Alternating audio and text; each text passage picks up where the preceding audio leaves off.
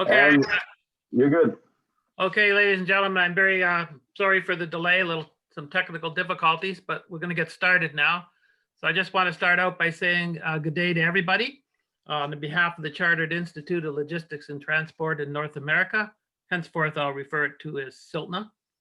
I want to welcome you to day one of our fall conference. And we're very honored that you've joined us here today. My name is Bob Armstrong. I'm the president of CILTNA, and I'll be the moderator for today's session. As you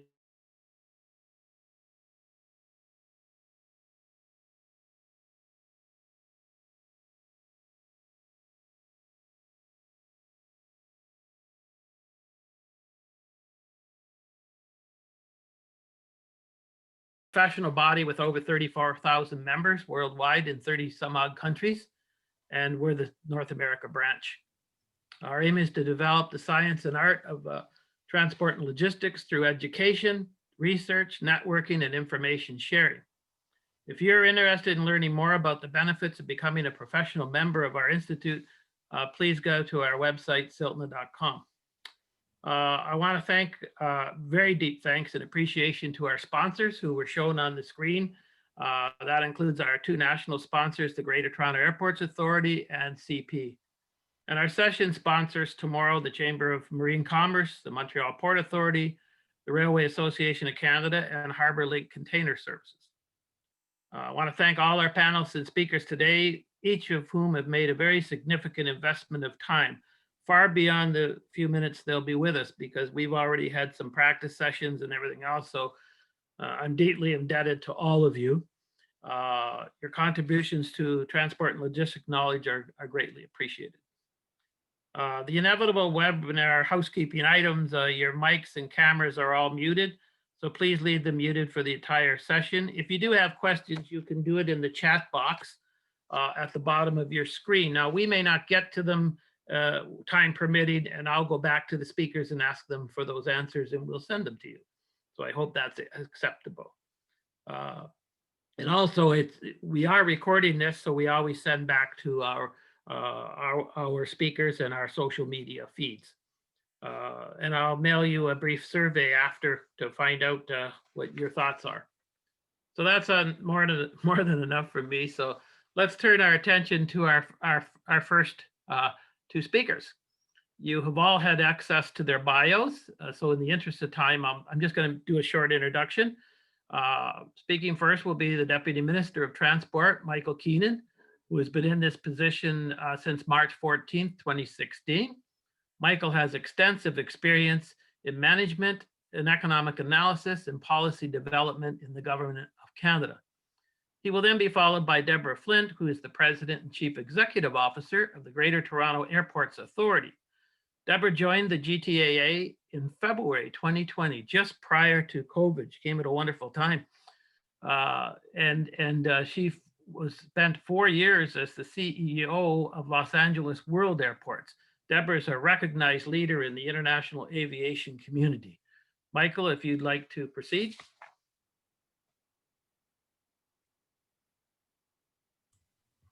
Sure, thanks. Thank you, Bob. And it's just fantastic to be here at this sort of virtual version of the Chartered Institute's Outlook Conference. I think great work that you and the Institute do in terms of advancing knowledge and understanding on transportation and logistics in Canada. I think those of us that work in this area realize how fundamentally important it is to every aspect of the quality of life of Canadians. And so good stuff. Glad to be here this morning. I'm very happy to share a session with Deborah.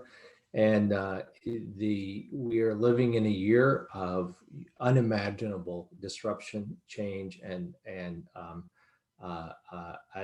response and adaptation of the transportation and logistics system in a way that is just one can hardly expect in peacetime.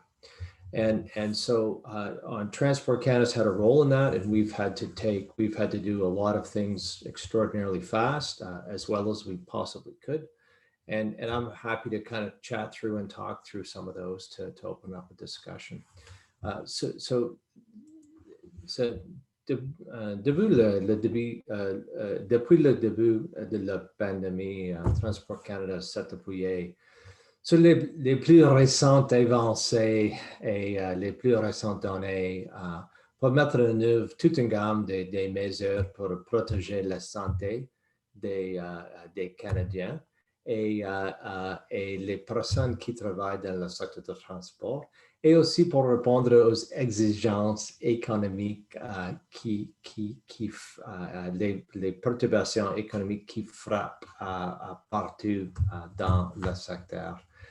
I'll walk through the different elements of the transportation sector and the things that we've done and the big issues that are at play.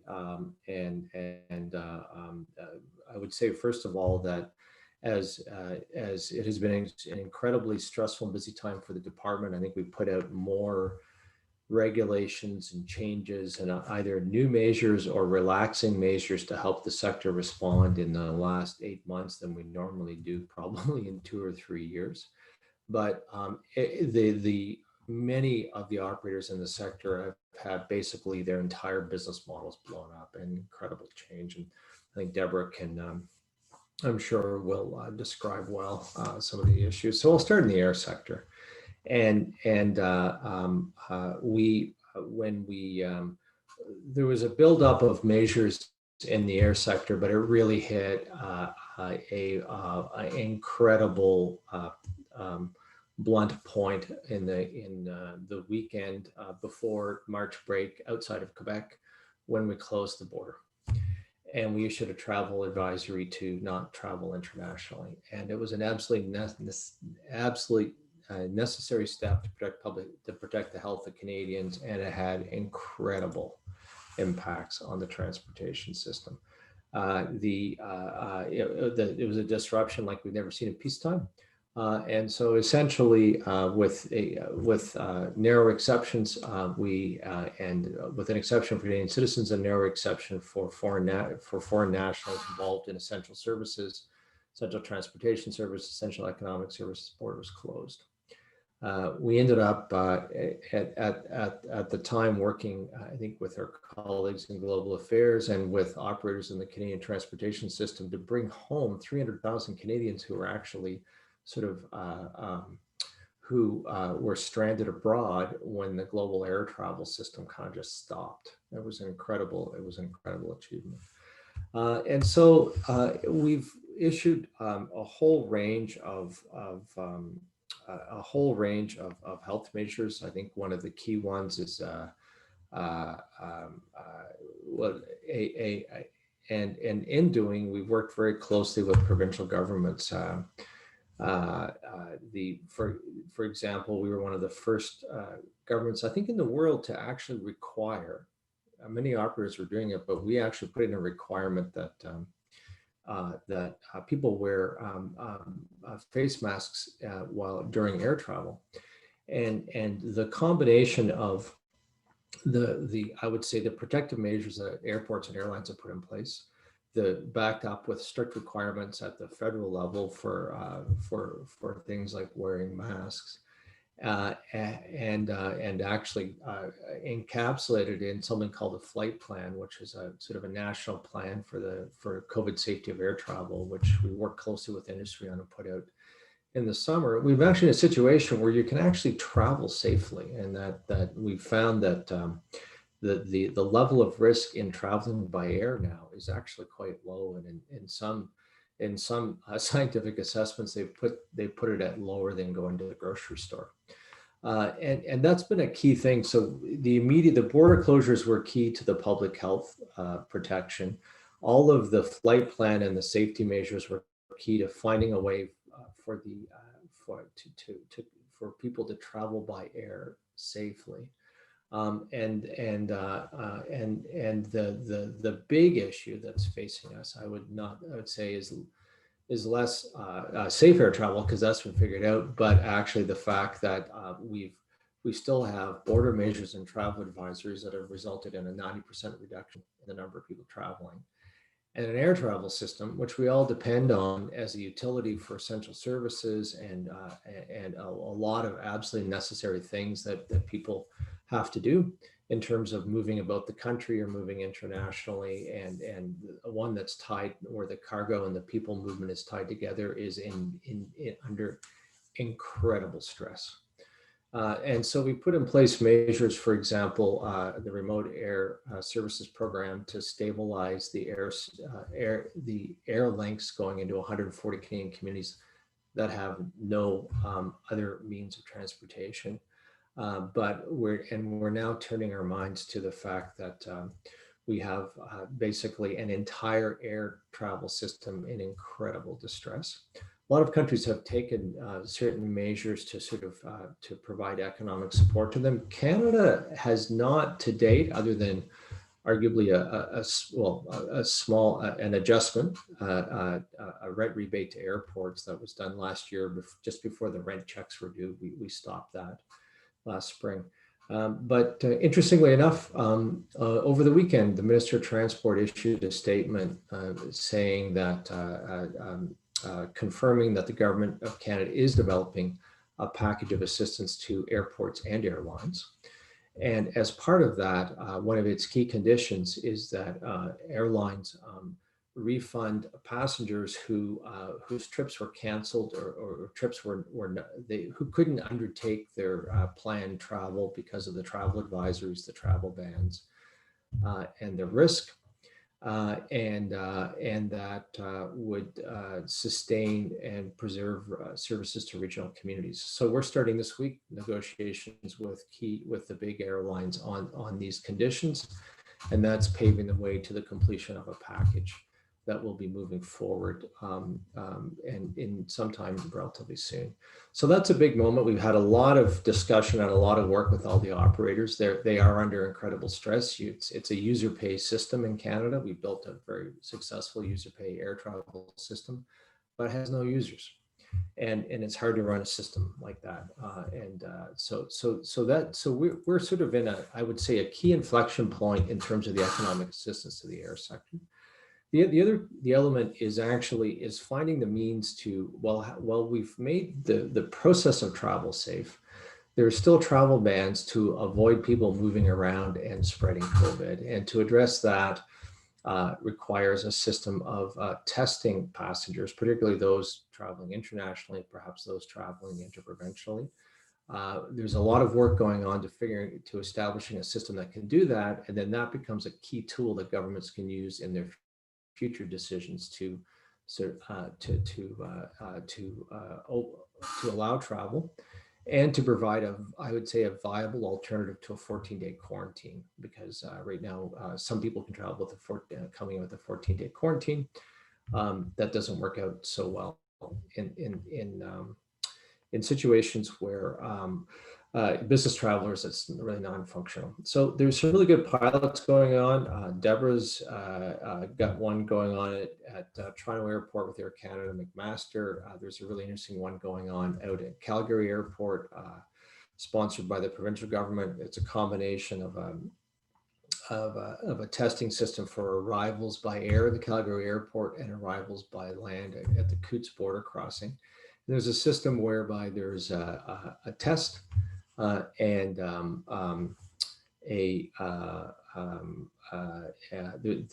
a system of a test with a follow-up test and tracking that it provides an alternative to the 14-day quarantine.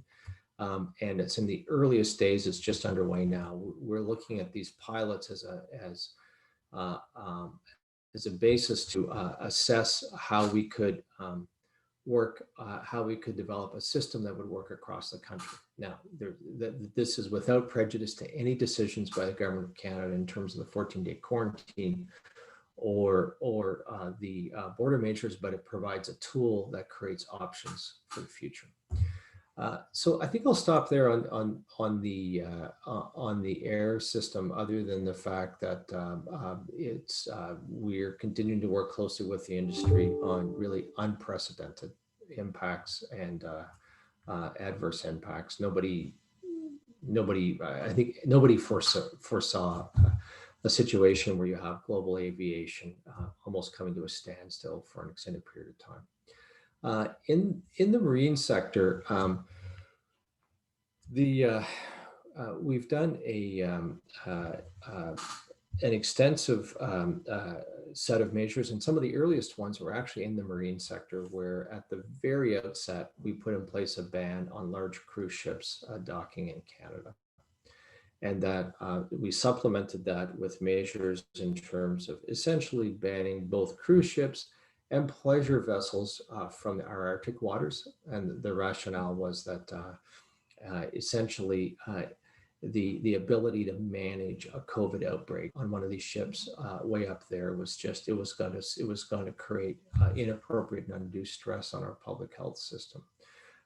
We've since created a refined approach to cruise ships, where essentially we drew a line at passengers of 100 or more, and we have a ban cruise ships with passengers of 100 or more. Below 100 and day cruises, we've left to local public health authorities. We've just extended the cruise ban to the spring. We've made a series of essentially measures, particularly focusing on guidance to ferries in terms of limits on passengers and guidance on practices that they need to carry out, recognizing that that's an essential service, and ferries have done a great job, I think, adopting to that and implementing that. I think there's been a little bit of commotion in BC, where some passengers in BC ferries, customers don't want to wear masks, but BC Ferries is managing that in fact fairly well. An interesting thing, and one of the I would say global stress points, one of the global stress points in marine is international seafarers. And when everybody closed their borders, international seafarers couldn't actually, they couldn't do crew changes. And that's an area where I think Canada's been a lead literally in the middle of the night, when we were quickly crafting the orders closing the international border. We put in a exemption. We considered people arriving or leaving by air to do crew changes on international vessels. We made an exemption for. So Canada was one of the few countries where you could actually fly in a crew and fly out a crew to swap the crew on the ocean. And quite honestly, I think you can still see these almost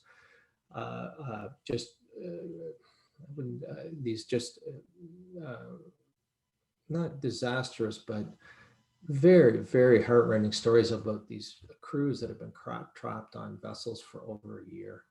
They literally, they're not getting off because they can't find a port where they can actually swap out and get home. And I think we've seen that in the cruise industry as well. And it's one of the manifold impacts of COVID-19. On rail, I think that the marine industry and the rail industry has responded really well to some of the shifts and changes in the patterns of trade. And they've done a fantastic job putting in place COVID safety measures so these critical supply operations can continue to run. And I think we've seen that we've really seen that in terms of there's been some interesting stress on the supply chain for personal protective equipment, but also for goods, services, food, and all the essentials, and it's worked. And it's worked because a whole bunch of folks in those industries put in place good practices that actually allowed those industries to sustain their critical operations without any significant disruptions. We've seen incredible response in terms of like air cargo, where a lot of the air cargo capacity of the world just basically got just eliminated when the passenger planes stopped flying. And there was an adjustment by both the cargo and the passenger airlines to provide the cargo lift that was required. In terms of passenger rail, similar to marine, and that can we put in place some federal rules. We also put in place guidance, and we've seen intercity rail passengers take that up. On transit, we didn't really. Transit is provincially and locally administered. We avoided sort of trying to make explicit guidance, or we couldn't make regs, and we avoided making guidance, but we simply took the early stake that Transport Canada took in terms of protective measures for any kind of passenger travel, including things like the sanitation, masking, health checks, temperature checks that we administered as a regulatory measure in the air mode. We tended to bring them in as guidance in the marine and the passenger rail mode, and eventually, slowly, they've been adopted more and more in the transit mode. Like early on, the provinces were there was a lot of people were unsure about the requirements for masks in transit because local authorities hadn't required masks. The science of masks was evolving, but they've more or less fallen in line. So you can see a general masking policy that's really worked started really early in air in the first week of April, and it's worked its way through the system. In terms of road transport, I think there was an incredible concern early on, and we've worked really closely with the trucking industry on two things. One is the concern about the health of truckers going back and forth to the U.S. because of the the bigger rates of outbreaks in the U.S. And so we worked with public health authorities to orchestrate some options for testing of truckers who were crossing the border. And second is ensuring truckers had access to PPE, because PPE, as you recall, it's getting better, but in the spring there were very short supplies. So there were some arrangements to ensure truckers had access to PPE, because a lot of the trucking industry are these micro companies with 4 or less trucks, and they didn't have the resources, they didn't have the procurement machines to an Air Canada or a CN to make sure that they had the equipment they needed. And we've seen the other thing is that in the early days of lockdowns, the trucks were the only people on the roads. There was no place to fuel up. There was no place to get lunch. There was no place to use the washroom. And so there was a lot of stuff to kind of work out to make sure the trucking industry could continue operating, and some extraordinary measures even to get some of the service centers opened up. So like there was literally enough support to keep the cargo moving forward. I think the other thing I would say, two last things about the transport system. One is that there is very much at the same time we did all this, we tried to relax as many administrative policies and rules as we could, the renewals of licenses and other things that people couldn't get to. We've tried to provide a relaxation of those requirements where it didn't affect core safety values and propositions. The second is as we move towards recovery, I think we're going to be very focused on international coordination.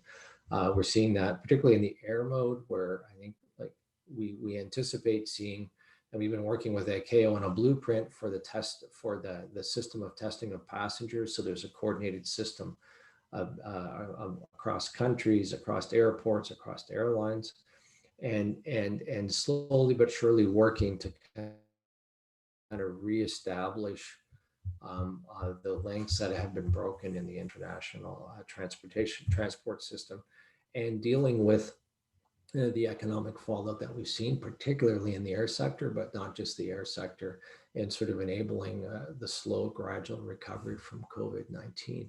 I think Bob, I think I'll leave it at that.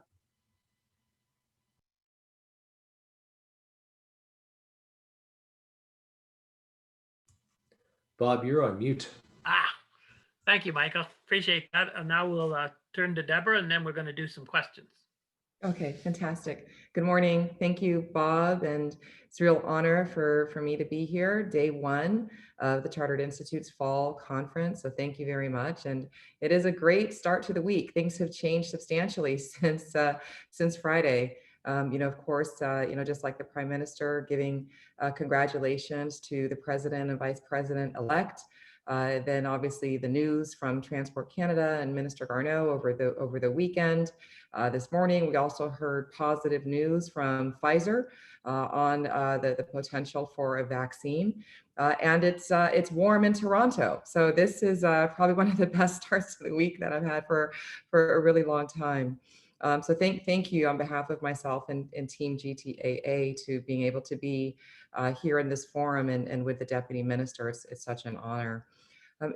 I'll talk first about the state of the industry from an airport perspective, and my colleagues across the country through our Canadian Airports Council, we expect that by the end of this calendar year, there'll be as much as $4.5 billion in revenue lost across airports.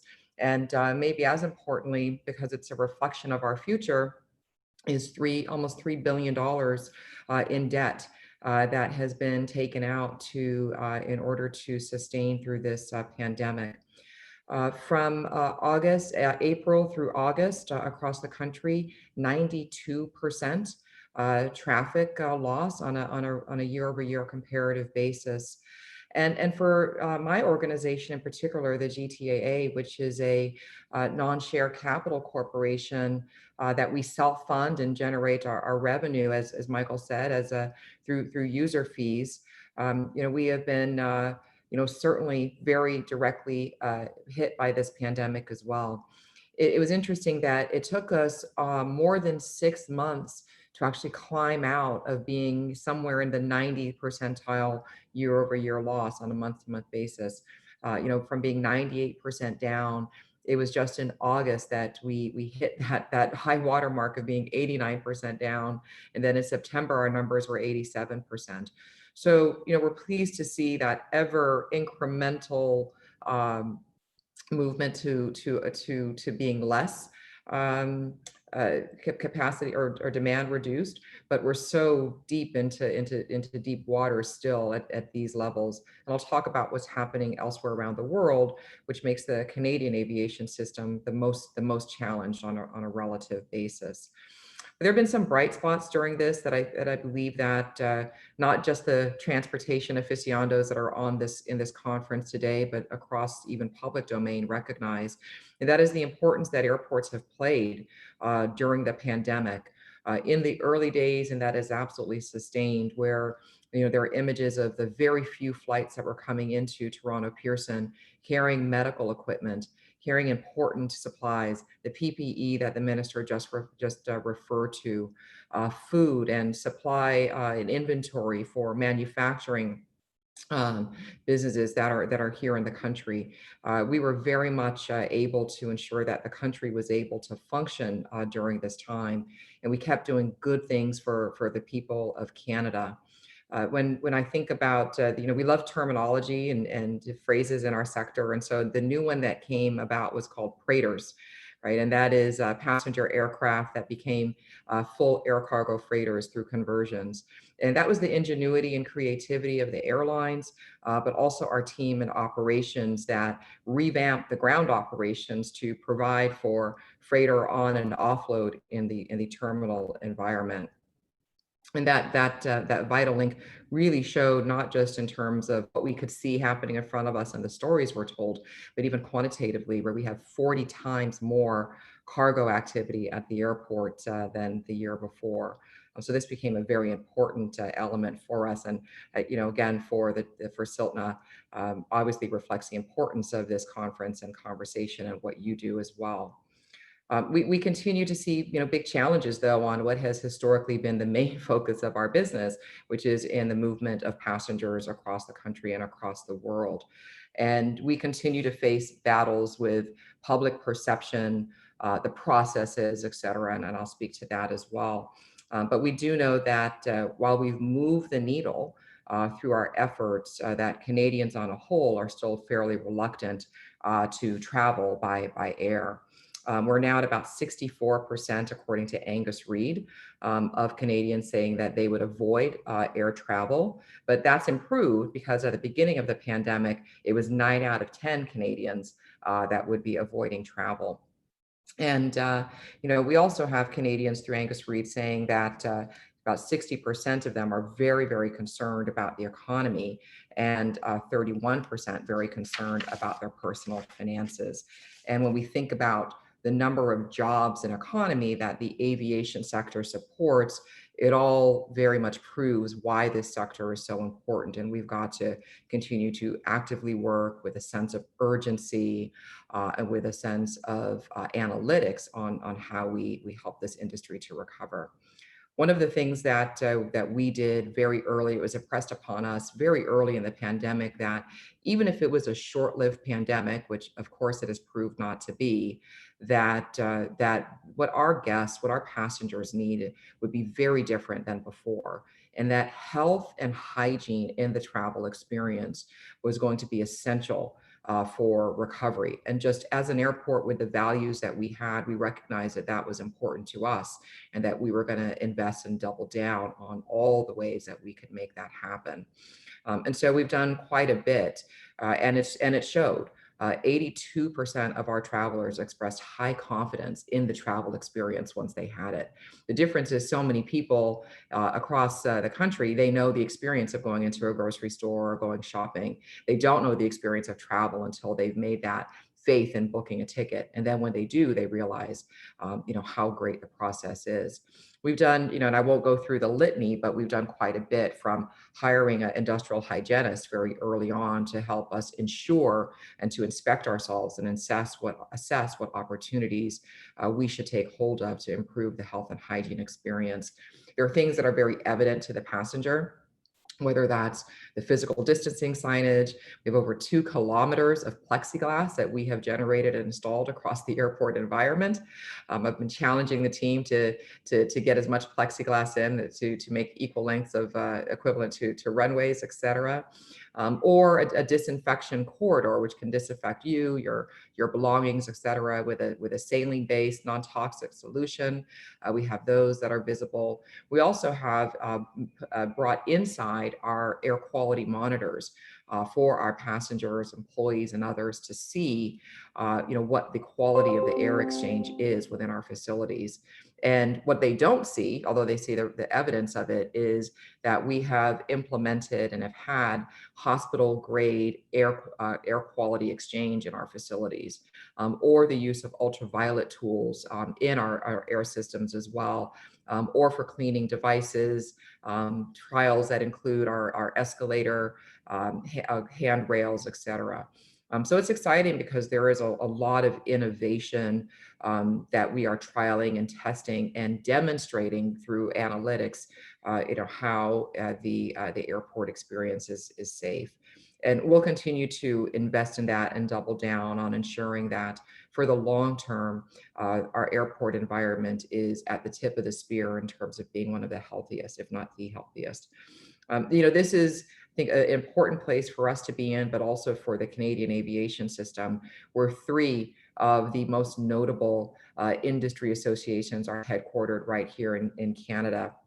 And so we've had the opportunity, of course, to partner with the Deputy Minister on the flight plan and that important document that also builds from work that we helped and had a seat at the table with our associations with ICAO and their restart program. We were the first airport in Canada, and we actually tied for the first in North America, if you will, to receive Airport Council International, which is the World Airport Association health accreditation. So we have a lot to be proud of here as a country on the work that we've been doing and how we've been at the tip of the spear. The conversations that are happening now, which I'll comment on, and as did the Deputy Minister, is really about what are the systems needed on a forward basis. And rapid testing, and national and international protocols are really the next chapter in this book and in this story.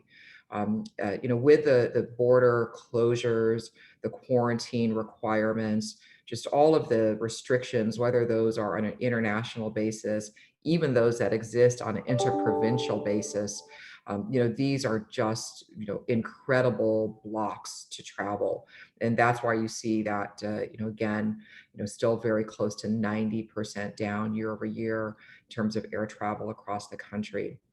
And so we have been working on understanding those restrictions to travel what are some opportunities that continue to protect the Canadian citizens, but also, as said, ensure that the economic protection is there for our country as well for the long term through the resurgence and recovery of the air industry. And so on September 3rd through the end of October, we partnered with Air Canada, McMaster University, and the government has also recently contributed funds towards that study. So we're very pleased with that, and conducted over 16,000 international arrival COVID testing samples. And this study essentially tested people over the course of 14 days at arrival. And then there were self-tests that were then sent by courier back to the labs at days and at 14 days. And while I'll caveat this, because now that the actual test has been, or sampling has been concluded, the scientists, et cetera, are working on gathering those results and final peer reviewing them, and those final results will be released throughout the course of the year, and probably a final report in the new year. But the early indications we have is that 99.4% of those tests have been negative, at less than 1%, almost half a basis point, show very little positive testing. And maybe more importantly, no changes in those test results between day 7 and day 14. So between that, the test that my counterpart, CEO Tamara Verman at YVR, and then of course, as mentioned, the tests that are taking place in the province of Alberta at Calgary, very, I think very important opportunities for us to get data that will help us to form and change policies that allow us to coexist as an industry, as a people, with this virus as it plays out, even with a vaccine over the course of the next several quarters for sure, and likely for years ahead. We're very interested in creating and taking steps, right? Not just blanket opening, but taking steps toward risk-managed corridors for travel, be that within select destinations of the United States or even internationally. And so a process of testing is going to be very important. Just like the industry did after 9/11, we were able to develop a series of risk-based mitigation and tools for travel. Nothing is ever 100%, but those risk-based tools proved to be very effective. And we believe that that can happen as well with a basis of testing. I'll close by saying that this has been one of the most challenging times. While I speak very positively and optimistically, because I believe that the travel, transportation, tourism industries are still an critically important part of our future. There is so much innovation still yet to come in this sector.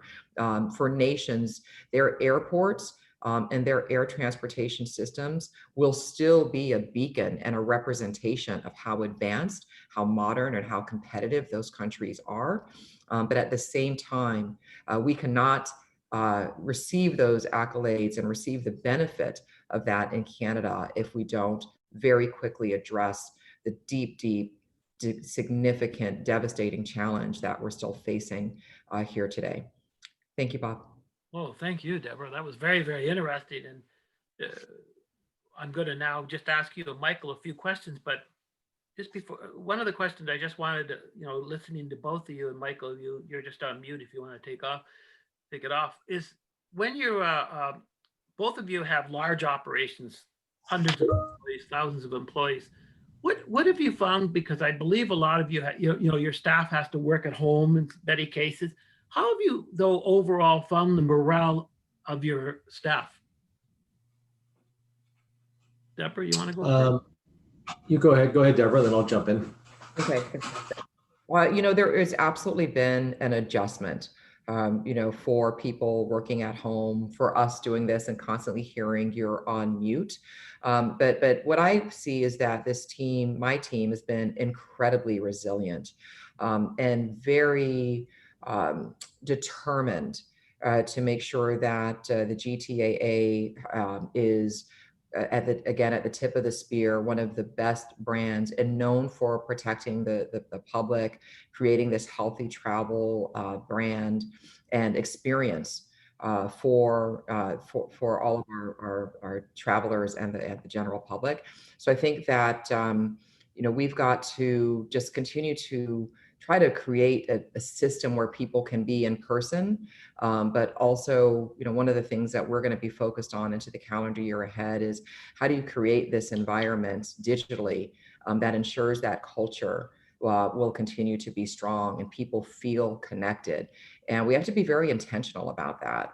Another element that we're trying to manage is instead of people working from home, people are living where they work. And, this is also, not just in the aviation sector, but, we're all paying attention to how this is changing stress levels of people in every sector.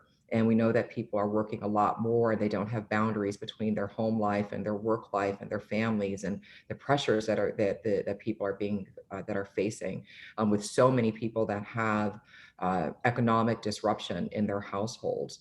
So mental health is really important, and providing tools for all of our employees to be able to have separation in their work and family life and have access to resources to talk through the stress that this pandemic is creating. Thank you. Michael? A very similar dynamic to what Deborah described. Slightly different in one way, in the sense that I think that we have lots of folks, inspectors, aircraft mechanics who can't work at home. You can't repair an aircraft at home, but we have a lot of people who actually are able to do their job from home and are able to work at home, and, as Deborah said, live where they work. And we had an abrupt shift because on a Friday afternoon, we closed all our offices across the country, told everybody to go home, and we'll try and work from home on Monday. It's worked out reasonably well. We weren't sure how it was going to work, but it's worked out reasonably well, in part because of some financial crisis a few years ago. We launched an aggressive digital strategy, and so we're moving all of our processes from paper to digital. We moved all of our kind of computers to tablets or laptops. There's no standard desktop at transport. And interestingly enough, just 3 months before COVID hit, we decided to cut the cord. We were getting rid of all of our landlines in favor of mobile phones. And now, we didn't know this was coming, but it turned out that it allowed us to kind of make that abrupt, difficult transition to home. And with a few hiccups here and there, folks were able to kind of get online. So we had like 95% of the department at home, 5% at work, and we're able to kind of have some continuity, which was good because the workload went through the roof. So that's been a success factor. The stresses and strains of working from home and the difficulty of keeping team dynamics and isolation and stress and the kids home from school, a lot of stress, mental health on that issues. It's probably been hardest on our managers because we've asked a lot of them. We've asked them to continually check in with their staff, and they've had the burden of working from home, but managing staff from home. We've done surveys, and what we found is that people have been doing better than we expected, much better than we feared, and better than as well as we could have hoped. Like, there's a real resilience, there's a real sense of like moving, of meeting the challenge. As the surveys, as we've resurveyed, we're starting to see some isolation indicators creep up, and so we're sort of working through that. On the other hand, we're in government, public service. There's an intrinsic conservatism, but we're seeing a real appetite for employees to actually continue the remote work arrangements after the pandemic has passed. And so we're working through how best to do that. And they're seeing a number. There's dislocation effects and there's challenges, but people are seeing a lot of benefits, no commuting, et cetera. And we're even now building some teams because everybody's at home. We're finding it easier to build virtual teams where we pull together folks from across the country. Even give an example on some of the emergency measures in the air sector. We have policy teams that are pulling from our regional offices across the country more than we would because it's easier because everybody's on the same footing. So it's a really interesting evolution. I think we have both from our work an interest, so a real interest in seeing, okay, how much are people gonna come back to business travel like they used to, and that's an interesting in the context of the recovery of the air travel system. But we're certainly discovering that we're able to do our work a little differently. Some of that we think will keep to our advantage and to the advantage of the effectiveness of the organization going forward. But I must say, and you can see this in everywhere, all employers are trying to figure out how to do this because they're not used to manage, with very few exceptions, they're not used to managing a big workforce when people aren't all in the same, in the same cubicle farm. Oh, well, thank you. Next question is to Deborah. What types of support do Canadian airports need from the government now to be able to rebuild, recover, and keep competitive and efficient for tomorrow? Well, I guess maybe the first part is their support is absolutely needed.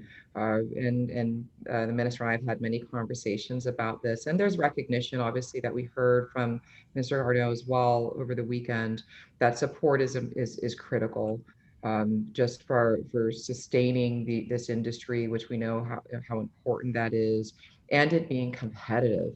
With industries across the world that have received significant government support already. And we can't just ignore these past quarters. They will be a burden that we have to carry for years and years ahead. So very important. We have an adage in the industry, Bob. It said, if you've seen one airport, you've seen one airport, right? Because they're all so fundamentally different, but yet the core of what we do and our purpose is the same. So I'll speak, on behalf of the industry from that perspective. It doesn't apply to all airports, but certainly not paying rent in 21 and 22. For those airports that still pay rent, it's obviously very, very important. That is just money that we would be further borrowing to pay the government, whereas we've generated billions and billions of dollars of return and revenue for the government over the decades since this model has existed. To be more competitive, we have to be more competitive, diversify our business and the approach to business as airports. And so we know that there are over 60 countries across the world that allow arrivals duty free to again generate more retail revenue. That would be a very important element. Unquestionably, investing in infrastructure. Within Canada and certainly the GTAA, we need to have the best processes in the world for arrivals and for transportation. As said, we can be, the country that is known for being the most innovative, for handling the practices of aviation as a result of this pandemic in the most modern and capable way. But we still have some legacy issues from, even the post 9/11 era. For instance, when I compare the trusted traveler process in Canada versus the trusted traveler and pre-check process in the United States, where there is much more risk-based approach to security screening, and that then allows the agencies involved to be more efficient, and the flow through our facilities to be quicker and to be more efficient as well, without sacrificing safety. So that, and you couple it with biometrics, that investment in making sure that we have modern digitalized processing is another ask. And that on the infrastructure side, whether that's within those facilities or infrastructure like in transit to make our region strong. I do believe that great transit connectivity across cities is the new competitive value proposition in this global competition for the future. So we have a real opportunity to continue to build on what is already a very effective system, but with the growth in our region and across the country, we need to continue to double down on investment in infrastructure. And I'm sure we'll talk about it a bit, but also in the cargo and supply chain, Bob, as well, where even at Pearson, and we've had several round tables, which We know that we still have a lot of paper processing in cargo and logistics. It is an industry of the future, radical transformation and dependence coming on that sector. We want to be able to have some of that, the funding so that we can modernize the cargo and logistics systems in and around Pearson and the province, and of course, across the country. Thank you. Michael, how is the government thinking about sector relief in airports and the aviation sector? It's thinking about it precisely exactly as the minister stated it yesterday, Bob. That there is, to paraphrase, COVID has had a devastating effect. Traffic's down 90%. That a whole bunch of Canadians are stuck with, holding vouchers for trips they couldn't take. Communities are losing service.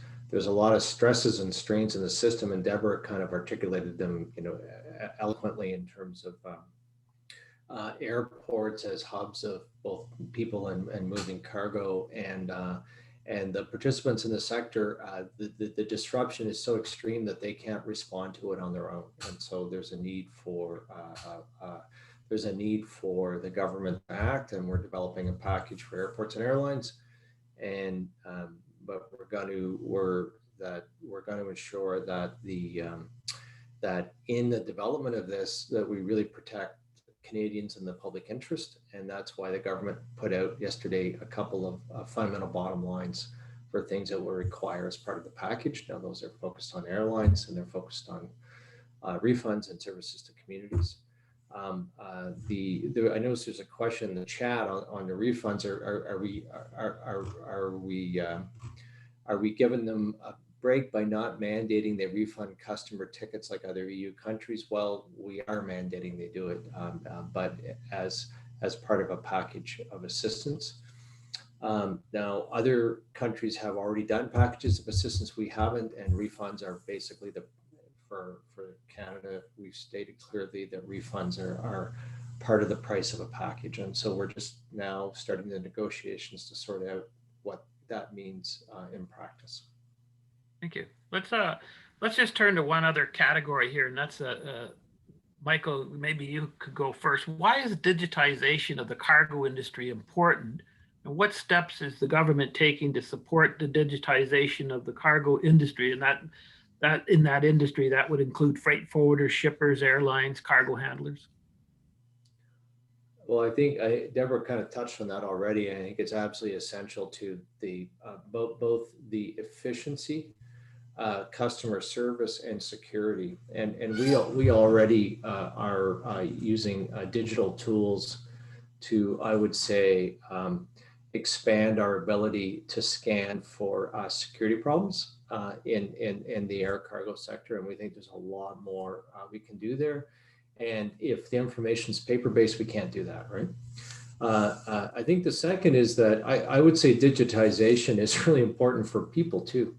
And as we look forward in terms of building the recovery of the air travel sector, like we're working on an economic strategy, working on a public health strategy in terms of testing, but also in terms of we're looking at a whole bunch of biosecurity issues, because it's it's stunning. Like it's the stuff that Deborah mentioned, like the hospital standard kind of air filtration circulation system, the kilometers of plexiglass. These are all important things. The other thing is to stop the touching, right? So you can go through without a lot of touching, because the touching is one of the vectors of disease transmission. And we're not just protecting against COVID-19, we're looking for protecting against COVID-20 and COVID-21 and whatever comes down the thing, because what we've learned is these things come. And so you're building a system. The more digital you are, the more efficient you are, the more you can protect on security, and the more you can protect on public health when you're moving people. And finally, the better kind of, I would say, customer experience you can have in both things. Government of Canada, we're doing two things. One is that we're moving all of our service lines of the industry to a digital format as quickly as we can. And COVID, we've accelerated that. We've basically, for example, 2 years ago, we started online payments. Now we're at a point where you are almost at the point where you can't pay us anything unless it's online, right? And you've seen that at your corner store. We're doing it at transport. The other thing we're doing is we're working hard with our partners in CATSA and CBSA and IRCC to come up with the standards for the digital information that's exchanged both for cargo and for people. So we can truly move both the people and cargo system to a digital platform. If anything, COVID's just been awful, like in so many dimensions, and I don't want to sugarcoat it because it has been truly catastrophic. The human toll, the deaths, the destruction, the economic and social dislocations extreme. But the one thing it has done is accelerated digitization. We've probably done in our digital strategy for Transport Canada, we probably did 3 years of progress in 3 months. And I think other operations are the same thing. And so that if there's a small silver lining in a big dark cloud, it's that. Thank you. Deborah, in closing, because we're running out of time, but I wonder if you'd just like to elaborate, because you did mention it, but could you elaborate on what competitive advantages will digitization of cargo processing enable our region and the country? I just believe it's very important that when we think about the supply chain disruption that took place, and while there was such creativity and determination to get our supply chains in order for the most essential goods and products and inventory, it really did reveal a weakness. And so by strengthening the supply chain, digitizing it, we'll be better prepared as a country, and certainly for the recovery and for business. I'll maybe talk about just digitization as the minister was speaking to as well. To be competitive as an industry, not only do we have to ensure that our processes are the most efficient for the health purposes, but we still have the legacy challenges of an inefficient system post 9/11, if you will. And I spoke about some of that, like i.e. the Trusted Traveler program. But we've got to be efficient with our facilities, efficient with our investments, and the digital processes allow us to do that and to be more competitive. So as we work as we look to 2021, we're going to be pushing very hard on digitizing as many of those systems and practices with our partner agencies as possible, so that there's a seamless experience for customers. And Bob, that's both in the cargo perspective and supply chain, as well as in the people processes for arriving, transferring, or departing through our aviation sector. This is a great opportunity and a great moment for the Canadian aviation system and sector, is to be the most advanced when it comes to digitizing, using biometrics and contactless approaches. And I'm very excited for us to partner with the government, to partner with local Canadian-born innovators. There's some incredible companies that we've already partnered with, like Blue Dot and many others that are here in Canada to transform the system. This will be the next big play for the sector. This next kind of big chapter is how we take the good from this awful pandemic, but make the overall industry more competitive so that it compete effectively with what we are doing now, right? Which is this virtual conference. We've got to make the system so easy, so predictable, so reliable, and so quick for its users. This is the opportunity that's in front of us, and it's an exciting one. Oh, thank you. Unfortunately, we've reached our time limit, and we have quite a few questions in the chat box that I will share the audience that I'm going to send them to Deborah and Mike and Michael to get to elaborate on this, because a lot of them, so quite a few of them, Deborah, relate to the vaccine and how are we going to be ready, and what this is going to mean when hundreds of millions and millions of doses of the vaccine are going to have to get out across Canada to Canadians.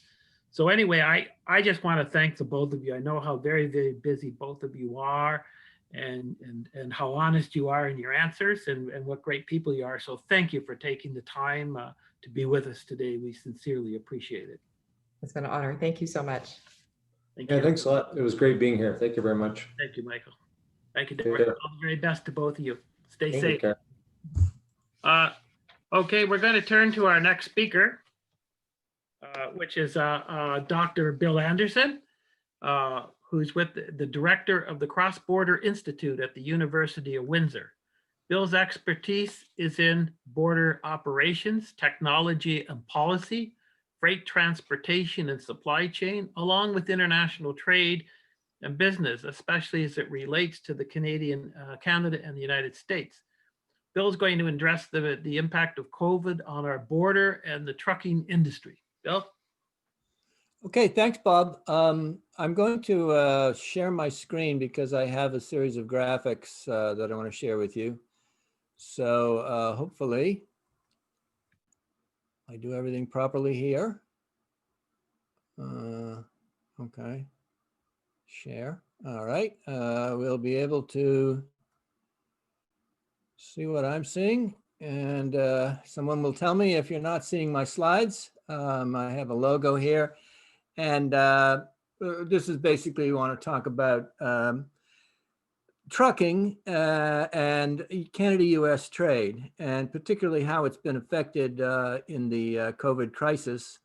I will start by giving a little bit of an overview of the role that trucking plays in US-Canada trade, and then move on specifically to what's been happening over the past few months.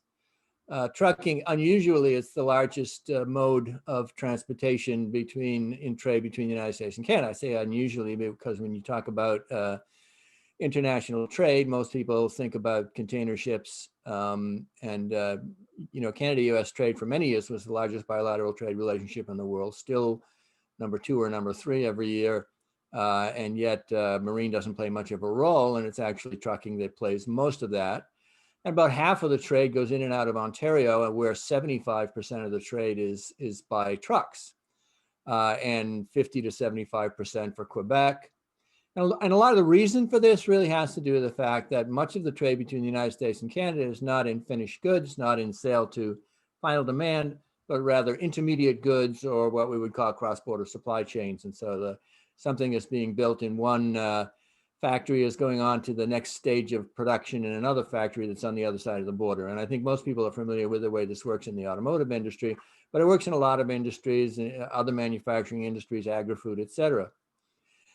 Because so much of this truck-based trade is in the Great Lakes region, it means that it's focused on a relatively small number of border crossings, the ones that cross the rivers in the Great Lakes.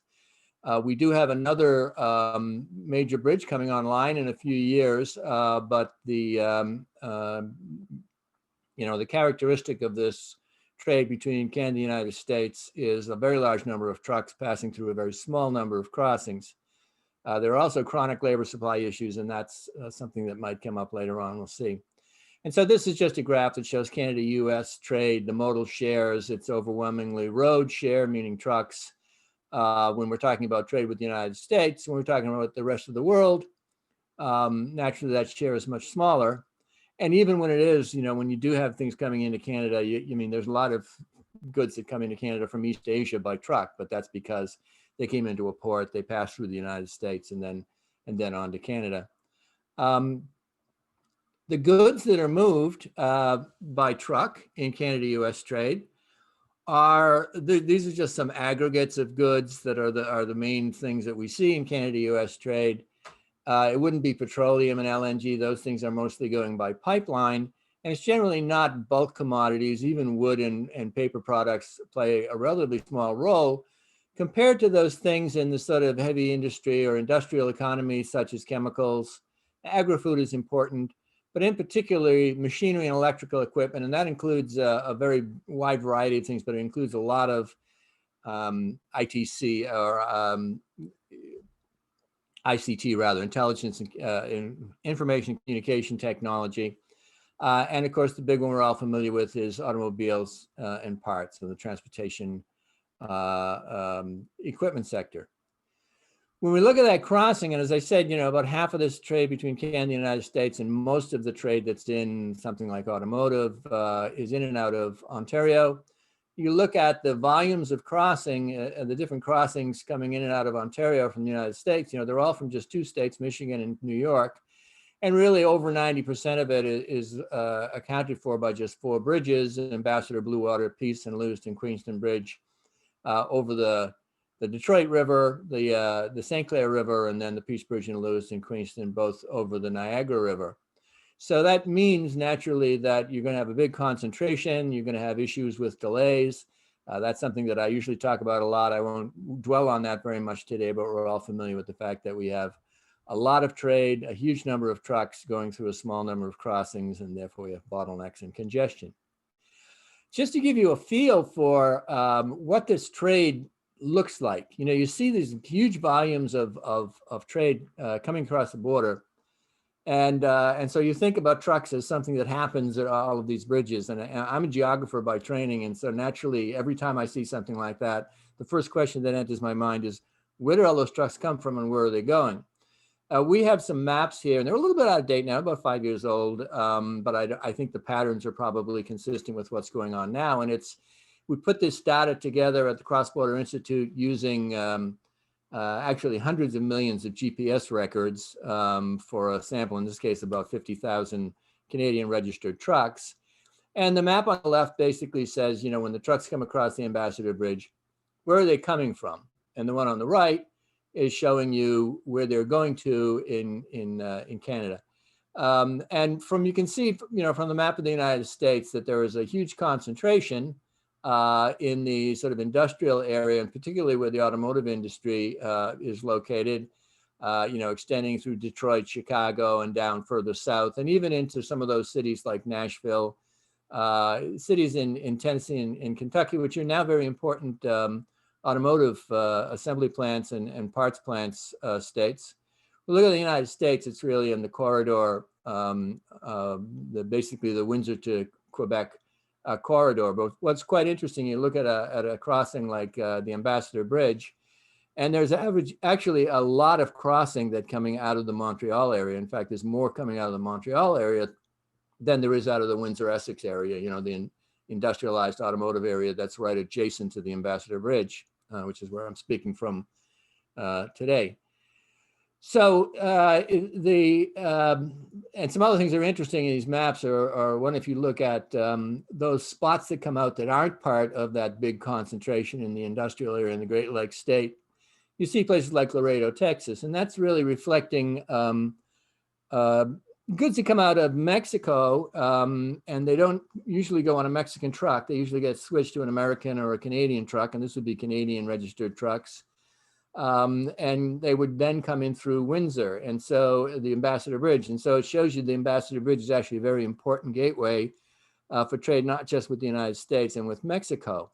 And also, if you see Los Angeles over there, a lot of that is actually produce coming out of Southern California, but also there's a significant amount that's connected to the port of LA Long Beach. And so you would have goods that are coming into that port from East Asia and coming into Canada through that route.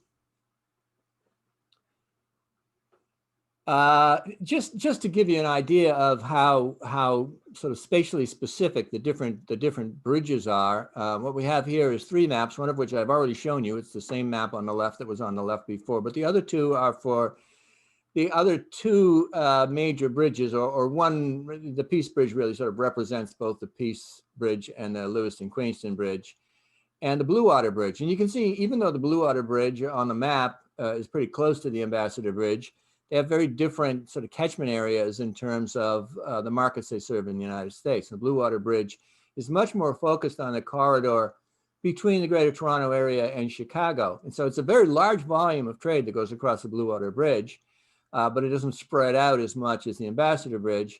But then if we look at the Peace Bridge, we see that most of this is shifted to the East Coast, and only in sort of areas like, say, Columbus, Ohio, would you have a kind of an overlap area. So each one of those bridges sort of serves trade relationships with the United States and is critical to those trade relationships. So if you lose one of those bridges, for example, it's not that easy to just switch to another one because you would end up going a long way out of your way. They have specific functions serving specific trade linkages.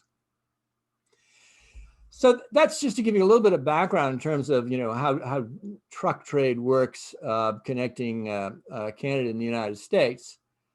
Here are just a few points about the agreement and the situation on the COVID-19. March 20th, there was an agreement between Canada and the United States.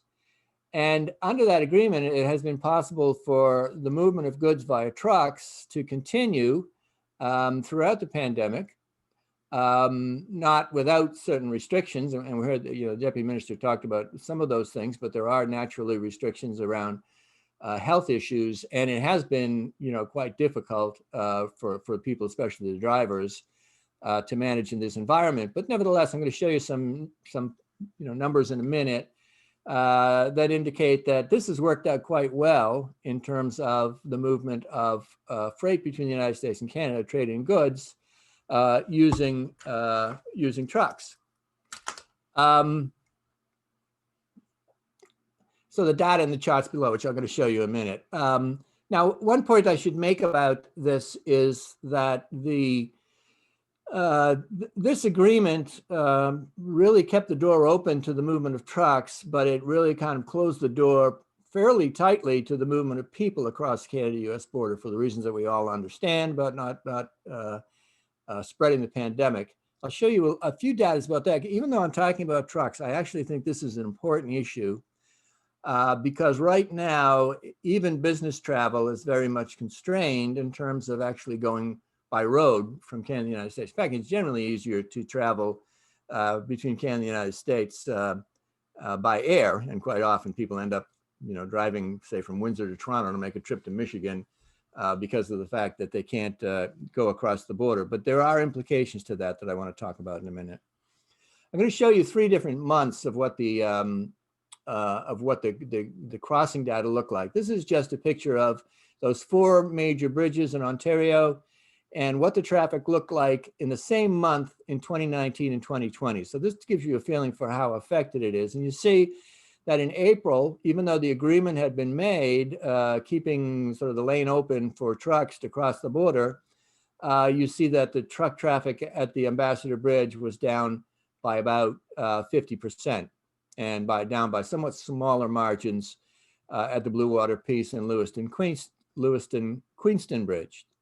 Now, really what that reflects is the fact that during the month of April, a lot of the industrial facilities that are served by these cross-border supply chains were shut down, in particular the automotive assembly plants. And we're familiar with the fact that the automotive assembly plants were shut down really from sort of the middle of March and in through the month of April. There was a tremendous effort, I think, made by the automotive industry to get those plants reopened safely. And so if we move on to now looking at the month of June, we see that that traffic has pretty much is catching up. And then when we go to the month of September, which is the most recent data for which, or the most recent month for which the data are available, we see that basically the volume of truck traffic between Canada and the United States across those bridges is effectively consistent with what it was the year before. So it's pretty much back to normal.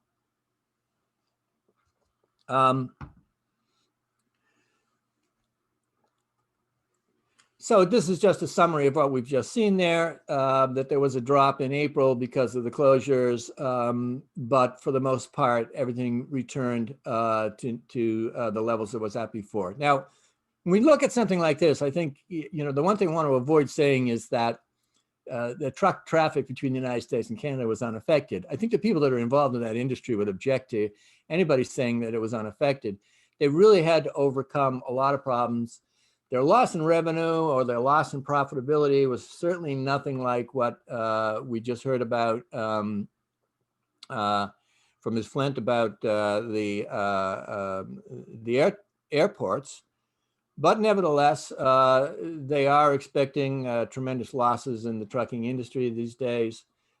truckers, the drivers have had a lot of hardships, and shippers have had to make a lot of adjustments. But I think this is actually quite a success story of the governments of Canada and the United States, the carriers, the drivers, and the shippers all cooperating to try to get the cross-border supply chains up and running. And just to put this into perspective, there's no way the automotive industry in Canada would be functioning today if this wasn't the case. You can't, it takes about 300 trucks to come across the Ambassador Bridge every day to keep the big Chrysler van plant that's located in Windsor, just to keep that open and keep it going. So this was really important, successful situation. But light vehicle crossings, on the other hand, if you look at those numbers, and this is now looking at, cars and SUVs, and we see that those numbers, I've thrown in a couple of other crossings, those numbers have been very, very much reduced. They're not reduced quite as much at the Ambassador Bridge and the Detroit-Windsor Tunnel, and partly that's because under the agreement between Canada and the United States, it has been possible for people that are designated as being essential workers to cross the border. And that really covers most of the people that commute on a regular basis between the United States and Canada. So we tend to think about essential workers. We think about the people in the healthcare industry. And for those of you that followed this story, it really is an amazing story about how difficult it's been for people in the healthcare industry. As it happens, there are many people on the Canadian side here in Windsor, and it's a similar situation on the Niagara frontier, that work across the border in the healthcare industry. It's been very difficult for them because they come back every night and they're not required to quarantine, but they have to worry about their own family. And consequently, there's all kinds of stories about these people sleeping in campers, sleeping in their garage, really making a lot of very significant sacrifices. And in fact, the just outgoing Consul General of the United States came down to Windsor and handed out Tim Hortons coupons to all those healthcare workers to thank them, because without them, there would have been a tremendous there was a crisis anyway in Detroit back in the months of April and May in the healthcare system. But people crossing the border from Canada helped keep that system functioning. But the other point is here that we do see a radical reduction. And it's in terms of the people that can cross the border, it's generally those people that are on some sort of a work permit visa, like a TN visa, that commute on a regular basis. It's much more complicated. I've talked to quite a few immigration lawyers and people from industry about this. It's much more difficult to cross for other types of business purposes. And I think that, and I'll just say a little bit about that at the end, but I think that's an important issue right now, and something that we've been looking at the Cross-Border Institute, because in the future, it may have a negative impact on Canada-US trade. Now, one of the things I was wondering about is, well, would we see the composition of what's crossing the border change very much? And so this is some data that you can get from the United States Bureau of Transportation Statistics. For individual bridges, it's called the Port of Detroit, but it's the crossings at the Detroit River. So the vast majority of what you're looking at in this graph is again across the Ambassador Bridge. And we're looking at, in this case, exports from the United States into Canada. So this is the US, Canada, so it's the imports from our perspective. And you can kind of see the specialization that you have at this crossing, because you have all these different categories. There is a fair bit of food down there at the left-hand side of the graph, but the concentration is very much in those two large industrial categories of machinery and electrical and transportation equipment. And the interesting thing here again is that we're comparing the 2019 value and the 2020 value. This is the month of August, which is the most recent month for which data are available. And we see they are quite close. The 2020 value is down a little bit. However, if we look at the same thing for what are imports to the United States, in other words, exports from Canada, again, this is a US database, and so that's why the imports and the exports are kind of reversed from our perspective. what we see is, again, they're almost exactly equal. This is one of these situations where I went back and looked at the data 3 times to make sure I didn't download the wrong data set or download something twice because it was so close. But this is basically what it illustrates, is that we are managing in this pandemic to keep truck traffic, which is the most important component of Canada-US trade, and certainly by far the most important component here in central Canada. We're managed to keep that moving across the border. So basically what it's saying is, this has been successful. There may still be differences at a more detailed level. If we looked at things like agri-food, and when you talk to people in industry, they'll say, well, things have changed a lot. And you look at the data and say, well, it doesn't look to me like it's changed. And somebody was explaining to me that onions is a big deal, because if you think about food, I mean, yes, we're all still eating, but we used to eat in restaurants, and we don't eat in restaurants now, at least not very often. Onions, which is a major commodity, and it does trade between the United States and Canada, is affected because restaurants use much more onions than people use in their homes. And so consequently, people that are in that business of growing onions and trading onions back and forth across the border, and carriers that have contracts to move onions are getting hurt in this situation because of that. Now, I'm trying to remember if, okay, yeah, this is the last point I want to make here. I think there's an important issue with respect to whether restrictions on business travel will have a negative impact on cross-border supply chains over the next few years. And I think a lot of people see these numbers and they say, well, everything is fine and we don't really have anything to worry about. But when you talk to people in industry, the worry they have is that it's difficult for people on business trips to cross the Canada-US border, especially at the land crossings. And this would include marketing people. It would include people that would be going to visit somebody else's site, people that are involved in sort of keeping the supply chains working, but not on a regular basis. So these might be people that only cross the border, once a week or an as needed basis. A very big industry in terms of trade in both directions is industrial equipment. And so if you have industrial equipment installed in a plant and your client is the plant on the other side of the border, if there's a problem with your people going across the border in order to maintain that equipment, in order to train on it, and in order to update it or whatever, that can be a big problem. And in the longer run, the fear is that, think about it this way, whenever you see a truck moving some goods across the Canada-US border, if that's happening today, it's the outcome of some sort of interaction or some sort of agreement that was made in the past. And many of those agreements are made on a face-to-face basis. So much of this trade is over relatively short distances, and people in these border regions in particular, but people in industry in Canada spend a lot of time going into the United States, and Americans spend a lot of time normally coming into Canada in order to make these supply chains work. If it's not possible, you can kind of envision a situation where, some supply chain planning is being done, and it's based on the basis of, let's say, assembly plants within the United States, and the American vendors are all sitting at the table, and the Canadian vendor is on a Zoom meeting. They're at a disadvantage, and this is not just something that we sort of envisioned, but we're hearing this from industry. We're hearing that they are losing contracts, and that they are very worried about the future for this reason.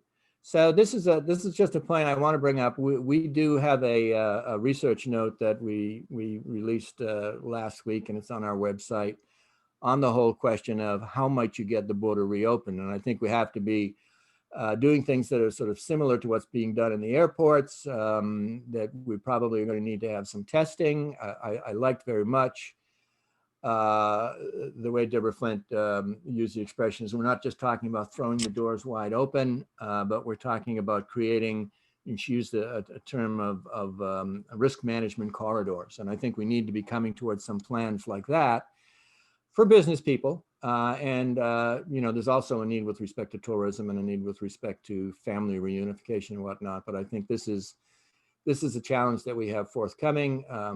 It's great news this morning to hear that there's progress on the vaccines, and maybe things are going to resolve themselves more quickly than we anticipated, but there's still a very realistic possibility that we'll have restrictions on the movement of people between the Canada-US border for another year or more. And so I think we need to be thinking about those things now. Okay, so I will end there, Bob, and I'm very happy to take any questions. Okay, Bill, thank you very much. I have a couple of questions that I wanted to ask you, and one of them is, what has been the effect of the United States, Mexico, Canada trade agreement so far? What's maybe one of the big good news for Canada you've seen? Yeah, the USMCA, something that was discussed a lot, had a lot of public exposure, was changes in the rules of origin in the automotive industry. And they changed in a way that, as far as I know, is completely an innovation in terms of trade agreements. It's, as far as I know, it's the first time we've ever had a situation like this, where the rules of origin actually specify issues about labor cost. What the United States government certainly was trying to do was to basically throw some sand in the gears of the rapid movement of automotive production into Mexico. And this, of course, is also very much in the interest of Canadian automotive industry, because not only do we compete just like the US does, but the Canadian automotive industry tends to sort of specialize in assembly plants. And that is where the growth, has been, a lot of the growth has been in Mexico as well. So the way it was handled was to put in rules of origin that basically are saying not only, normally you'd have a rules of origin that would say something like, well, every component that goes into this car has to have a certain percentage of it has to be made in one of the 3 countries. Those rules were actually made much more strict. So it's more difficult to bring in components and add value that comes from outside the NAFTA area.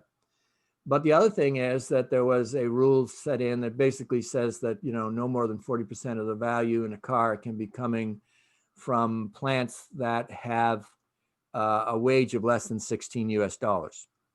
And so for that reason, and this is obviously directed at low wage Mexican facilities.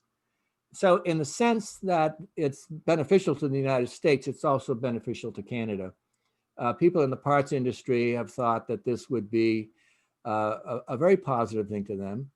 And, probably most of you read I guess it was last week when this came out about, GM coming back and actually assembling vehicles in Oshawa, which is something that probably a lot of us didn't think we were ever going to see again.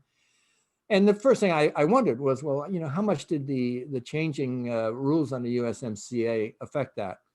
So I think, there's a lot of concern about the future of the automotive industry in Canada. People tend to say, well, why do we worry so much about the automotive industry? It's not, it's not the only thing. But, you can lose jobs in the automotive industry pretty much faster than you can make them up in other places. So it has been sort of a perilous ride for the automotive industry in Canada in recent years. I think this is positive. It puts them in a better position, especially with respect to competition from Mexico.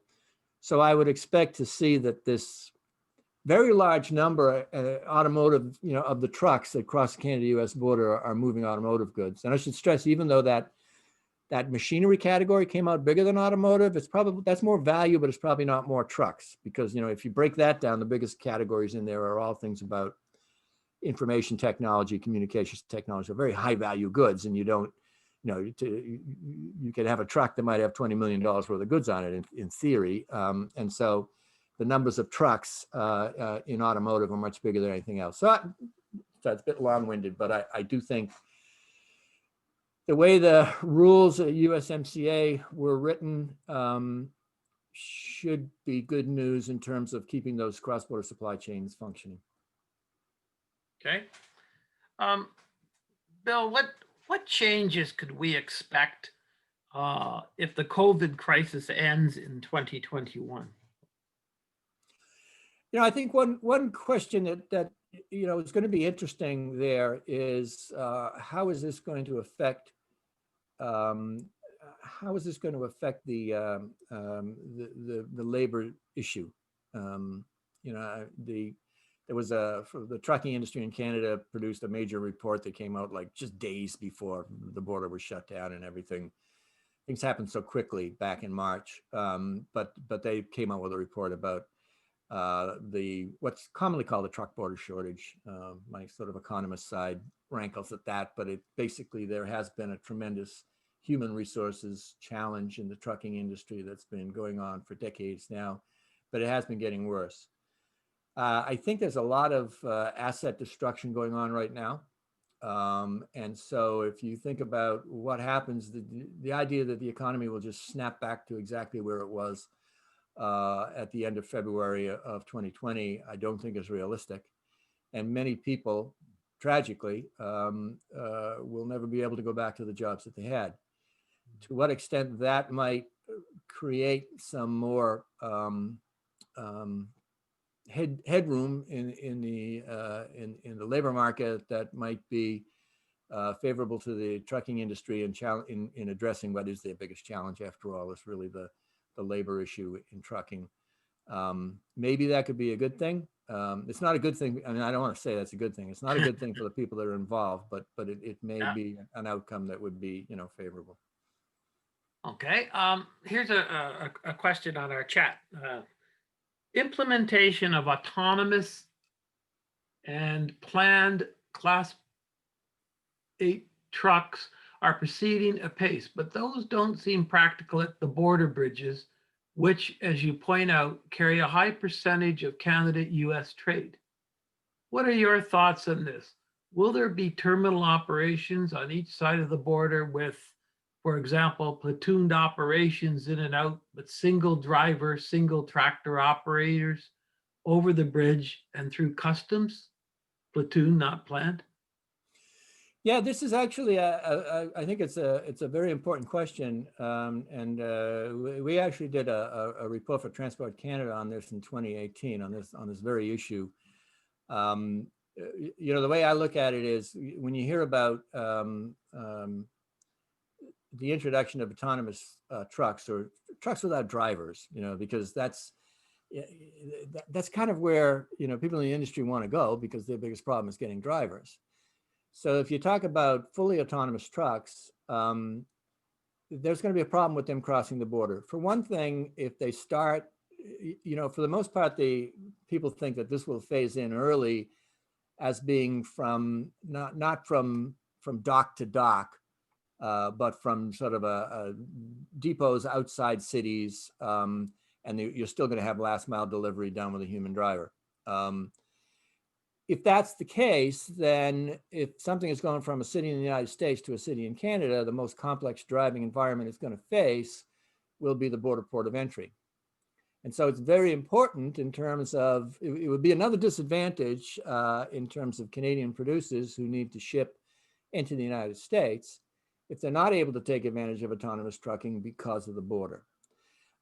So what are the solutions to this? And whoever asked the question has pointed out that, it might be some sort of an issue where you're going to have depots on either side. I think that for the most part, I think the technology on autonomous trucks will make it possible for them to go through the border crossings. There may be some cases where it would be useful to iron out some of the kinks in what the trucks have to do. But I think in most cases it's going to be possible, but there's other issues. There's when we wrote this, my colleague Laurie Tenus, who's a lawyer, was addressing some of these questions, like, how even though we move containers all the time, you don't have a driver on every container internationally. The law, some of the regulations as they are right now say that the driver has a certain role to play in terms of the importation of goods. So there probably needs to be regulation changes. There may even need to be legislative changes. So I don't think the technology is necessarily a problem there. So I hope people will start making those adjustments fairly quickly. I would think, Bill, that changes in the Customs Act would definitely have to take place because it talks about, it doesn't talk about a truck, it talks about the truck driver, just like it talks about the engineer of a train or the pilot of a plane. I think, you know, and and drivers in cars. So probably going to have, we could end up with some platooning where, if you recall, when I worked with you on the study, the Right. economic study for the Gordie Howe International Bridge, we looked at a company that wanted to put drivers into for the new bridge that would go back and forth, just shunt drivers back and forth on the bridge. Yeah. And that seemed like a reality, but it'll be interesting to see if our government in particular can get CBSA can get that Transport Canada, CBSA, and the like can get that, you know, those changes that are going to be needed in legislation. Yeah, I think it's, you know, I mean, the one thing you want to avoid is running into a situation where the technology is there and the institutional changes take several years to accomplish. So need to be thinking about it now. I think it's no longer sort of moonshot technology that we need. It's the time now to figure out what the regulation and actual legislation changes that are going to be necessary will be. Okay. Well, thanks, Bill. I don't think we have any other questions in the chat box. I'll just double check here. See if anybody else has asked the question. Nope. That's good. Well, Bill, thank you very much for giving us a really good update on what's happening at our border, what's happening with the truckers crossing there. I don't know if you wanted to make any other comments on trucking in general in Ontario, you know, across Canada with respect to trucking companies. I assume they're hard hit like other organizations. Are there parked trucks or are there driver shortages? What's occurring there? Do you know? You know, I think what we keep hearing is that this is a very I guess the right word would be bifurcating crisis in the sense that it is really hurting some people and it's providing a tremendous amount of business for others, depending on what their specializations are. And so if you are somebody that is moving a lot of freight for e-commerce, for example, right now, you're doing great. If you're somebody that's doing cross-border right now, it looks like, you know, you're doing okay. It's a challenge. It's a challenge for everyone, but I think what we're seeing is now is the diminution of the service industry. Okay. And this is something that's sort of new to us because that's not usually what happens in recessions, but the service industry is what's getting hurt worse here. And I think sometimes people make the mistake of thinking that, well, it's only the goods industries that need trucks. Well, service industry is like retail, right? And so if you look at supply chains and big logistics centers and things like that, I mean, for the most part, they are putting more effort into serving retail than any other industry. So if you happen to be in the wrong line of business, you're going to really get hurt. And if you're in other lines of business, and you know, it's, as you know, Bob, you know more about this industry than I do from the perspective of how the firms operate and their marketing. But if you are, you know, if you've made a living serving one market segment, it's not something you do overnight to switch to another one. Personal contacts are important and expertise is important. Yep. Good. Well, thank you very much, Bill. That was a really good presentation. Much appreciated. Thank you. And we'll talk to you soon. Thank you. Okay, now our last speaker today is a shipper, and I'm just waiting to see if Robert is dialed in. I don't know if Rebecca and Frank know whether or not Robert Cresswell is dialed in, but this gentleman was good enough to step in at the last minute and speak with us today on the shipper's perspective, because we've over our 2 days, you'll hear from all the modes of transport. government and airports and the like, it's also always important to hear, so what does the shipper think of all this? What's the impact on shippers across Canada as they cope with COVID? So we're just waiting. I hope, Rebecca, can you phone and make sure? I don't see him on here. If you or Frank can see Robert Cresswell, he's supposed to be joining us at 12:45. You could check that. And while we're waiting for Frank, I just wanted to also remind all of you, I hope that you're dialing in again tomorrow for day 2 of our virtual Transport Outlook Conference, because we will have some great discussions on the rail industry, the marine industry, and the air industry. In particular, Air Canada will be speaking, and a lot of issues are going on in all these industries. And it's good for all of you to get a live, up-to-date outlook and to ask your questions where you can. And I do promise that there's some great questions on here that I didn't get to. So I hope I will go to both the Deputy Minister and our Deborah Flint, and to Bill for any of the questions that we've received on the chat that we didn't answer. I will see and promise that you will get that answer. So, Robert, are you with us yet?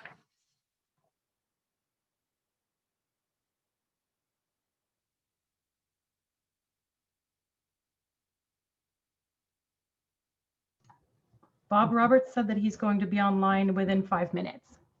Oh, he's going to be a bit late, is he? Okay. Yeah, his laptop's just starting up. Okay. Well, while we're waiting,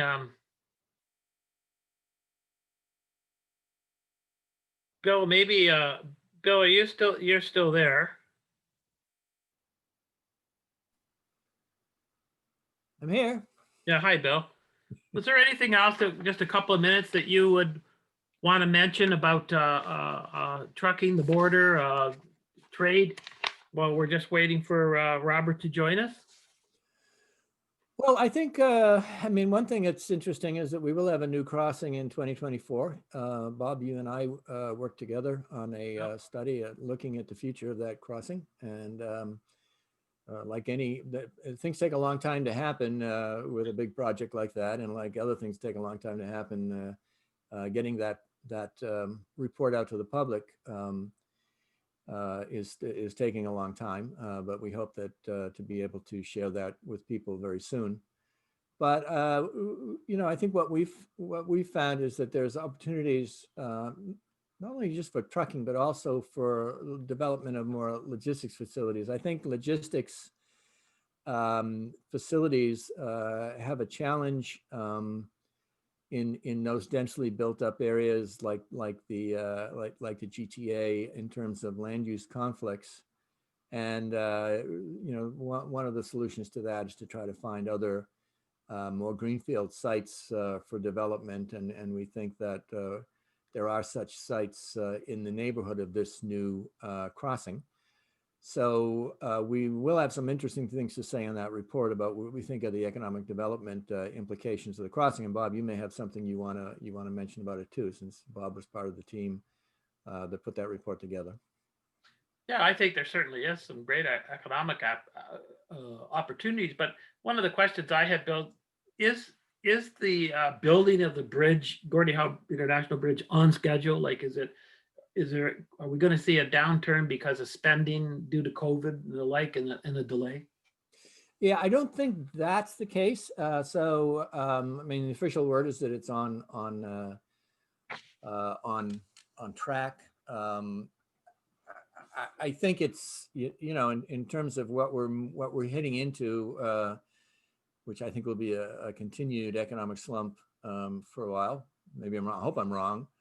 That certainly it's going to be in everyone's interest to keep that project up and running and provide the employment opportunities and all of the multipliers that come with it. And every year that goes by that bridge isn't there, you don't gain the advantages of the improvement in transportation services that it will provide. And you know, the types of things that we're talking about today is I think some people just don't know they don't understand how important the movement of trucks across the border is to the Canadian economy. It's huge. And if you said something like, well, we have a new port and we're not getting the port open and we're going to put it off for a couple of years or something like that, people say, oh, no, we need that. It's important for the economy. But they don't necessarily think about that with a highway bridge. But I think that's certainly the case. Thank you. Yeah, a lot of people wonder if, if there's going to be slowdowns and the like with respect to government spending, but this money was allocated for and budgeted, I believe, back when Stephen Harper was Prime Minister. Yeah. I think it was set aside then. So, and hopefully things will proceed in a normal fashion. Yeah. Thanks, Bill. We're just waiting for Robert Cresswell. I believe he's supposed to. Rebecca, are you still there? Yeah, I'm here. Okay, is he dialing in? He is. He said he was just getting his laptop started up, so he was just like running a few minutes late. Okay. Okay, well, while we're just waiting, I'll also mention to all our members who are on this session, after this is finished, which will be approximately 1:15, you have to dial back in for our annual general meeting with the email that Rebecca would have sent you out for that virtual AGM at 1:30. So if you could do that, we'd appreciate seeing you again. If you've registered, you would have received an email to do this. So today we've been covering a lot of ground, quite interesting. I hope that you've gotten a lot from this. It's a lot different to do it virtual than it is to do it in person, but it's what we're faced with now. And by the way, we do at CILTNA monthly webinars. Here comes Robert. Hi, Robert.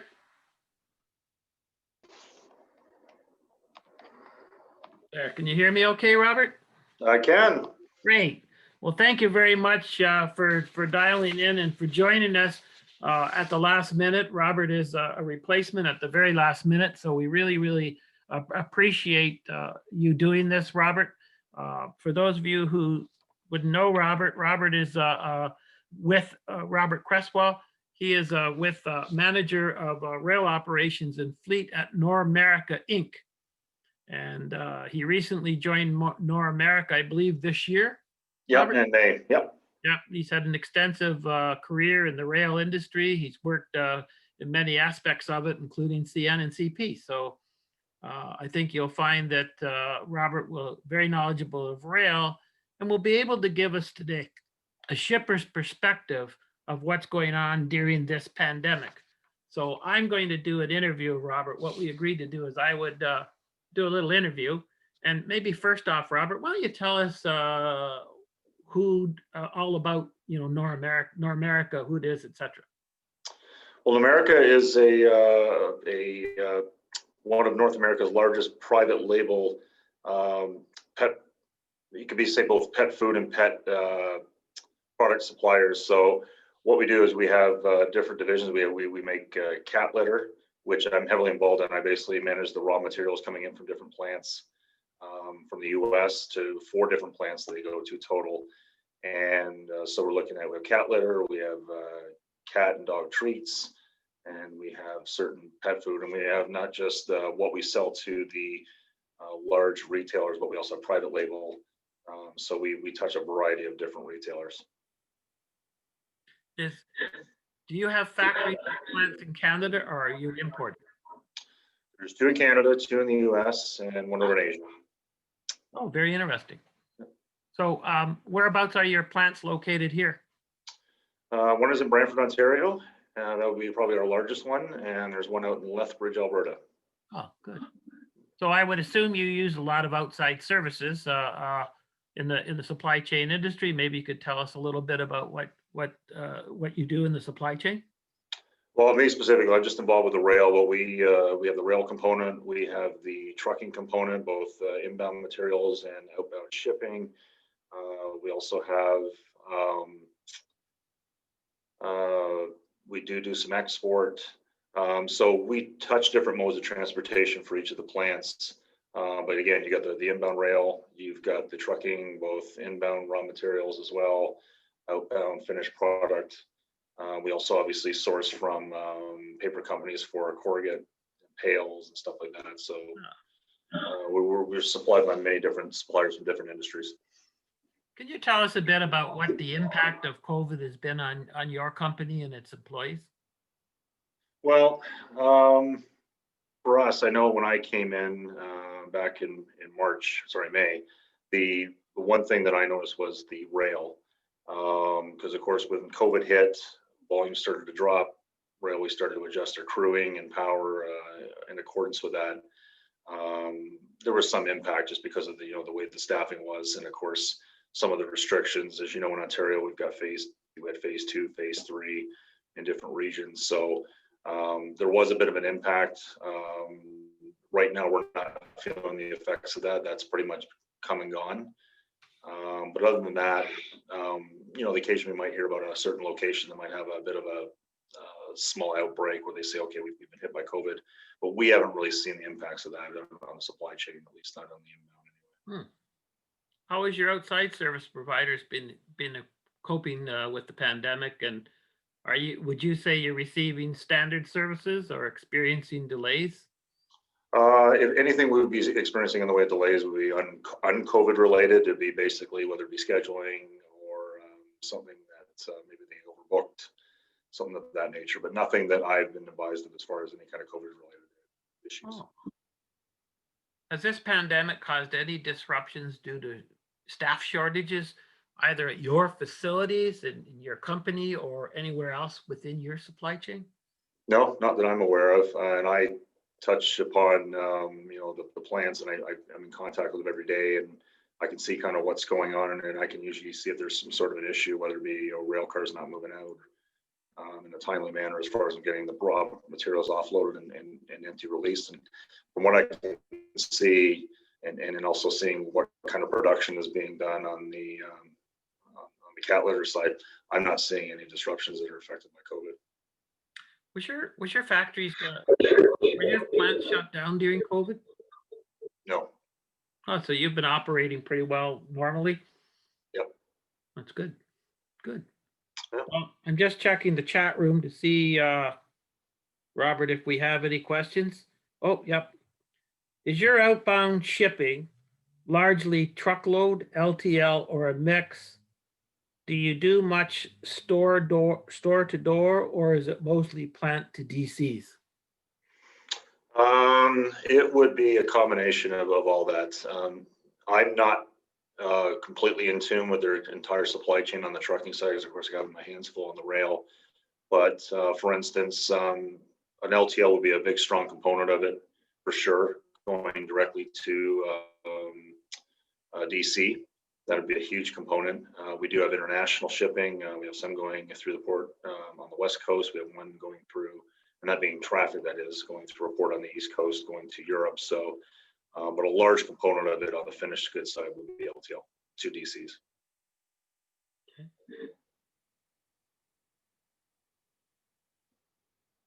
Just checking once more to see if there's anything else here, Robert. I know it was very difficult for you to at the last minute to do this, so we do appreciate it. And is there anything else you want to add to tell us what you see from perhaps other shippers, what you're hearing or anything in the shipper industry? I'm not really hearing a lot. I know when I was at my last position back when COVID first hit, I know the Union Pacific in particular, they kind of planned for it as far as there was some staffing furloughs, I think they refer to it as, where certain staff maybe had to take a little time off. But that was back then. That was back when COVID first hit. I haven't seen anything since, and we do use them regularly for service, and I'm not seeing in this role with this company any impacts from them at all. So, but that's about the only thing that stands out as far as a supplier taking, I guess, drastic steps in response to our current environment. Do you do any outbound? Is your outbound by rail, and do you do much? And do you load export containers at your facilities? Yeah, the only outbound we would do is going by rail anyway, would be going to one of two ports. It would be either going to one of the West Coast ports or one of the East Coast ports. A very modest amount of traffic. Other than that, rail for us is pretty much all inbound, which is my component of it, managing the inbound pipeline. That's inbound. Okay. Very good. Well, I'll just check once more here, Robert. I'm sorry that we ended up putting you on the spot this morning, but thanks for agreeing to do this. It's important for us to hear from the shippers how they're coping with COVID. So thank you very, very much. I think we got one. Oh, here's one more. With COVID, we've heard about more people buying or adopting pets. Do you see a growth in business overall? Specifically tied to that, I couldn't comment on that. I know that the only thing we can really talk about is the seasonality of the business, where in the summer, when pets are outside a lot more, the demand's a bit lower. But once you start getting into the winter months, when pets, the domestic ones, like cats and dogs, are confined to the house a lot more, that's when the demand obviously goes up. So it's business can be a bit seasonal. But as far as tied to adoptions, I really couldn't comment on. I don't know. Yeah, I know. I've heard a lot and read a lot that about families being housebound, and I know in one of my family, they got a dog, and another family got a couple of cats. I guess they, because people are staying home more, this might be good for the pet business in that you might find that your business grows over time and your supply chain grows. Here's one. Oh, here's another one. Where does your inbound raw product for cat litter come from? And is it mostly moved by rail? Yeah, I mean, it's that again, that's my portfolio. I can't get into too much specifics, but it comes from the US, we'll say Midwest. We source it from there, and it goes to all of our different plants. We have 4 of them, 2 in Canada, 2 in the US. That's what I manage, is the inbound pipeline. I'm always on the cycling of the rail cars, mechanical stuff. But yeah. Did you see any disruptions of the supply chain related to financial problems such as suspended credit bills, unpaid, and so on? And if so, how did your firm deal with them? Are you able to answer that? No, I couldn't really answer that as far as that side of the business, whether or not there was any direct impact on the commercial folks. Unfortunately, I don't really have an answer to that one. How about, do you own or manage your own rail car fleet? It's a mix. It's a mix of using our own rail car fleet and as well as Okay, so you have some of your own system cars. Yeah. And what about e-commerce? Is it growing, or digitization issues of the cargo, with respect for you dealing with your supply chain partners? I gotta imagine there's a little bit, but again, and given that's kind of the commercial domain, I'm not sure to what extent that would be, but there may be a little bit. Okay. Well, I don't see any other questions in the chat box here, Robert, but I just want to sincerely thank you for taking the time today. I know it's the last minute and you were kind of tied up, but you agreed to do this. So we honestly at CILTNA sincerely appreciate you, and I hope to meet you in person soon. Okay, yeah, my pleasure. Stay safe. You All too. the very best. Bye. Thank you. Well, ladies and gentlemen, this is going to bring to a close our session today, our Transport Outlook Conference. I do want to thank our sponsors, our national sponsors, the Greater Toronto Airports Authority, CP, and session sponsors, Chamber of Marine Commerce, the Montreal Port Authority, Railway Association of Canada, and Harbour Link Container Services. We greatly appreciate these sponsors and their role. But above all, we appreciate all of you taking your time today to dial in. And for most of you, you've worked over lunch. We have even international people on the line that could be much later in the evening. So thank you very, very much. And for CILTNA members, please log back in at the email you received from Rebecca for our annual general meeting, which will start at 1:30 and be about a half an hour. So on behalf of the board of directors of CILTNA, I want to say good day to all of you and thank you very much.